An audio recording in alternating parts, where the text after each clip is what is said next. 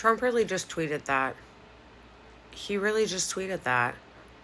Or on his fake social media account, whatever. Truth did. It is so amazing to me. He's literally doing the let's do regime change. He really wrote MAGA, which is super convenient for Netanyahu, who has been advocating for exactly that. This bitch is working on behalf of the Israeli regime and the military-industrial complex. Don't forget that.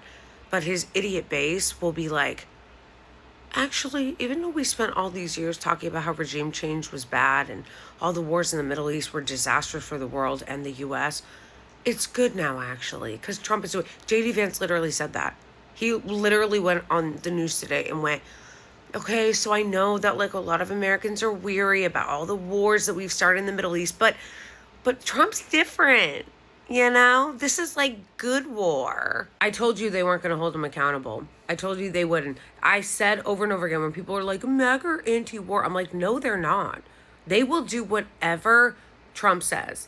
And if Trump turns into George W. Bush 2.0 and is like, actually, let's do regime change.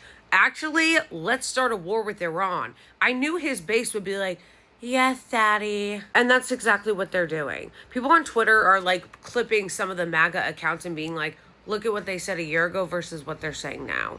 Of course, they were just going to turn around and go, well, if Trump's doing it, it's good. Our government is full of so many bloodthirsty ghouls that they don't care what kind of danger this puts people in the U.S. in. They don't care. They don't care. They just want to keep working on behalf of the Israeli regime and the military-industrial complex. Iran, for the 500th time, is not a threat to us. We're the ones who are a threat to them. What right does the U.S. have to tell Iran that they can't have a nuclear weapon when Israel does? When a bunch of other places, when Russia does, when we do? What right do we have? Where's Iran's right to defend themselves? How come they don't have a right to self-defense? Doesn't seem to matter who you vote for in this country. You always get the same fucking warmongering, the same fucking foreign policy. Although I have been telling you guys since October 7th that this was always the plan.